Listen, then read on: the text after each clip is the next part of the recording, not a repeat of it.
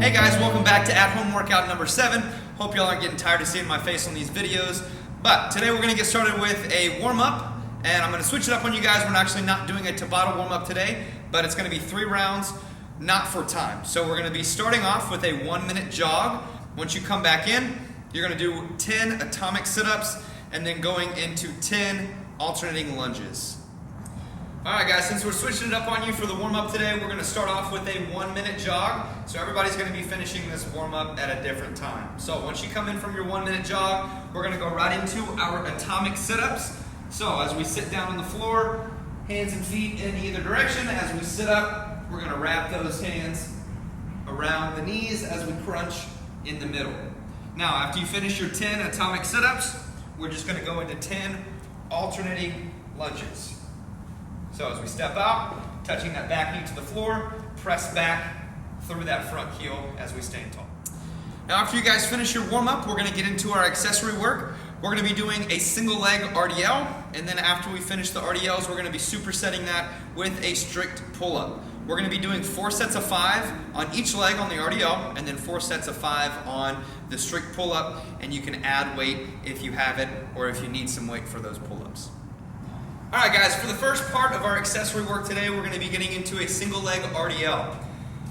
Single leg RDL, you can use a dumbbell or a kettlebell, whatever weight you want to build up to, getting as heavy as possible, but I can't stress these positions enough. When we do a single leg RDL, it's very important that we keep the chest and the back as tight as possible. Okay, we're not trying to get as deep as possible, we're trying to get as much tension in our hamstrings as possible. So we want to keep our shoulder blades together, opening up our chest as we hinge forward, feeling a good tight pull in the hamstring, and then we want to accelerate back up to the top.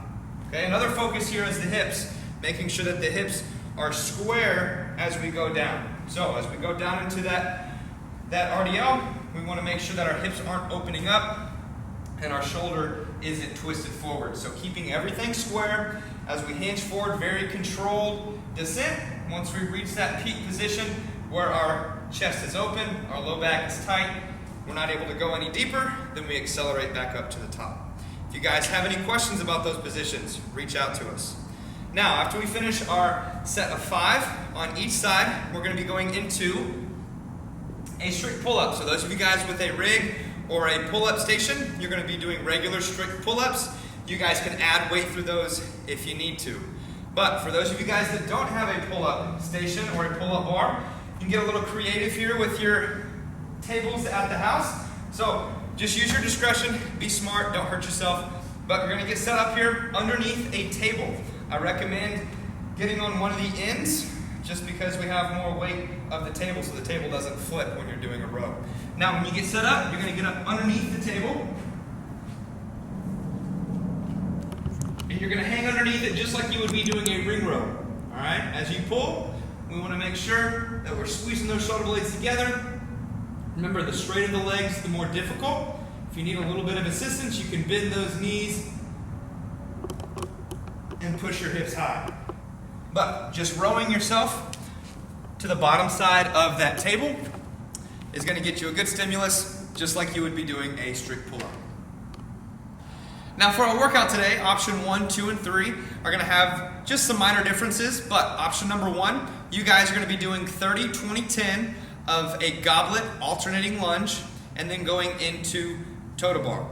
Once you finish your 30, 20, 10 of that couplet, you're going to rest 3 minutes, and then you're going to go into another set of 30, 20, 10, but this time you guys have kettlebell swings and ab mat sit-ups.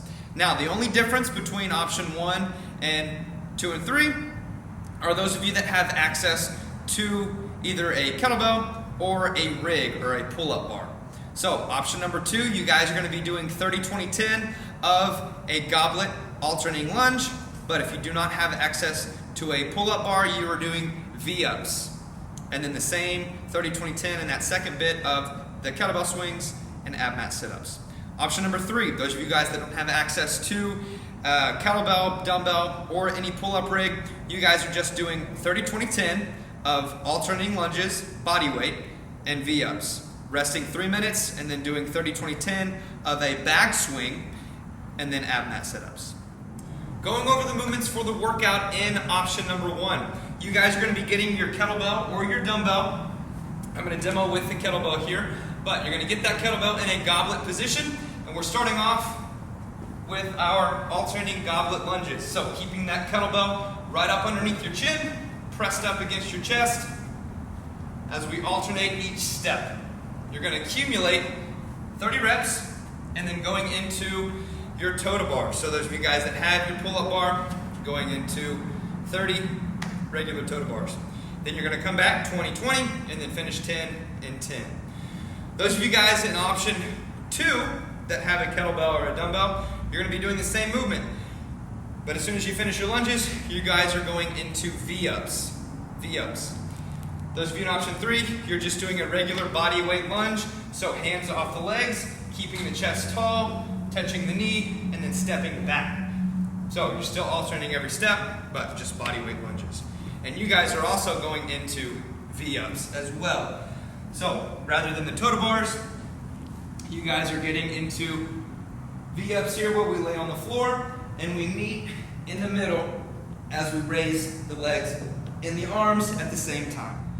Now after you guys finish your first set of the workout, you guys are going to rest 3 minutes. After your 3 minutes of rest, you're going to get into the second portion, which is starting off with a kettlebell swing. We're just sticking to Russian swings today, but making sure that once we pick that kettlebell up from the floor, it goes straight to the hip, and that we hinge at the hip, using our glutes to push that kettlebell eye level. Once you finish your set of swings, you're going to find your ab mat, get set up on the floor, making sure that the fat or the raised portion of the ab mat is in the low part of the back. We're going to butterfly those feet as we touch the ground behind our head, sit up, touch the ground next to our feet with our full palms. As soon as we finish our set of 30 of each, we're going to do 20 of each and then finishing with 10 of each. Now for level 2 and level 3. Level 2, the only thing that's different from level 1 or option number 1 is going to be the V-ups instead of toe to bar. But for option number 3, those of you guys that don't have a kettlebell, you're going to fill up a backpack or a bag with any kind of weight and use that to do your kettlebell swings.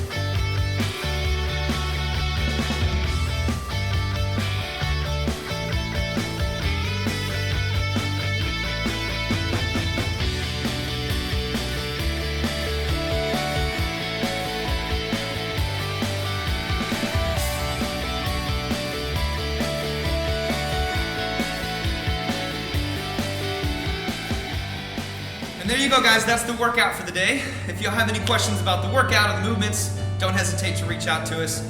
We love seeing you guys on social media. We miss seeing you guys in here every day. So don't forget to log your scores. We love seeing you guys on the whiteboard. But have a good one with the workout today, and we will see y'all on the next video.